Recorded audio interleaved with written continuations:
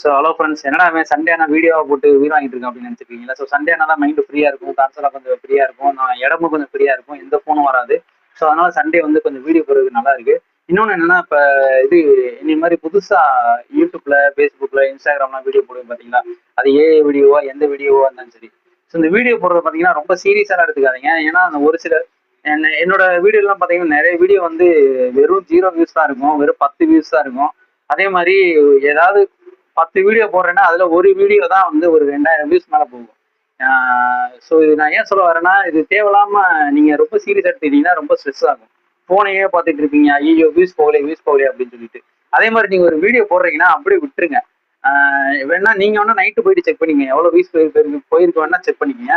ஆனா அந்த வீடியோ போட்டுட்டு யாரையா போயிட்டு நான் வீடியோ போட்டிருக்கேன் பாருங்க, வீடியோ போட்டிருக்கேன் பாருங்கன்னு சொல்லி அப்படி யாரையும் வந்து ரொம்ப ஃபோர்ஸ் பண்ணாதீங்க.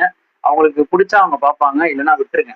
ஸோ இன்னொன்று பார்த்தீங்கன்னா, இந்த வீடியோவை நான் ஏன் வந்து சொல்ல வரேன்னா, இந்த வீடியோ போடுறவங்க ஏன் சீரியஸாக எடுத்துக்காதீங்கன்னு சொல்ல வரேன்னா, நான் ஒரு ஃபேஸ்புக்கில் பார்த்தீங்கன்னா ஒரு 3 வருஷத்துக்கு முன்னாடி ஒரு ஐபிஎல் மேட்ச்சில் நடந்த ஒரு கிளிப்ஸ் அப்படியே ஒரு வீடியோ ஒன்று போட்டேன். அந்த வீடியோ பார்த்தீங்கன்னா இது வரைக்கும் எவ்வளோ வியூஸ் போயிருக்குன்னா 3,43,000 வியூஸ் போயிருக்கு. இது வந்து அது ஏன் ட்ரெண்ட் ஆச்சு, அது அத்தனை பேர் ஏன் பார்த்தாங்க அப்படின்றத காரணத்தை நம்மளால கண்டுபிடிக்க முடியாது.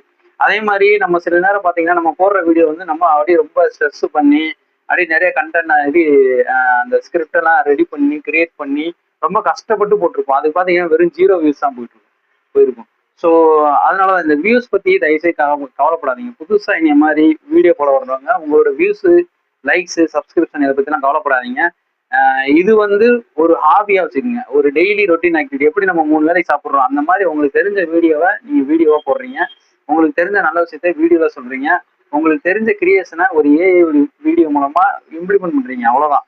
இது வந்து உங்களோட டேலண்ட் இம்ப்ரூவ் பண்ணணுமே தவிர உங்களை ஸ்ட்ரெஸ்ஸுக்குள்ள கொண்டு போய் விடக்கூடாது. So don't take it seriously. Don't worry about the views, likes, subscription, followers. அதெல்லாம் வந்து அதை பத்திலாம் கவலைப்படாதீங்க. உங்களோட கிரியேட்டிவிட்டி மைண்டை எப்படி இம்ப்ரூவ் பண்ணணும் அதை மட்டும் யோசிங்க. இன்னொன்று பார்த்தீங்கன்னா, இந்த மாதிரி புதுசாக பிகைனர் வரவங்களுக்கு நான் இந்த மைக்கு பார்த்தீங்கன்னா ஃப்ளிப்கார்ட்ல ஆர்டர் பண்ணேன். K8 அப்படின்னு சொல்லிட்டு ஒரு மைக்கு. இது பார்த்தீங்கன்னா இது வெறும் 182 ரூபா தாங்க. ஸோ இந்த மாதிரி புதுசாக வீடியோ போட வரவங்களுக்கு ரொம்ப செலவு பண்ணலாம். இது பார்த்தீங்கன்னா நீங்கள் புதுசு செட்டப்லாம் போடணும், பெரிய செலவு பண்ணணும், அப்படிலாம் பண்ண வேணாம் அப்படின்னு நினைக்கிறவங்க இந்த மாதிரி ஒரு சின்னதாக ஒரு மைக் வாங்குங்க. அந்த மைக்கை வாங்கி ஒரு வாரம் தான் ஆகுது. பார்ப்போம் இதோட லைஃப் ஃபியூச்சரில் எப்படி இருக்குன்னு பார்ப்போம். கரெக்டாக மார்ச் மந்த் எண்டில் வாங்கினேன். ஃபியூச்சரில் இதோட லைஃப் எப்படி இருக்குன்னு பார்ப்போம். ஒருவேளை நல்லா இருந்துச்சுன்னா அடுத்தடுத்து இந்த மைக்கை கூட நம்ம வாங்கலாம். இது நான் யார்கிட்டையும் ப்ரொமோஷன்லாம் பண்ணல. எனக்கு இந்த மைக்கு நல்லா இருந்துச்சுன்னு தோணுச்சு.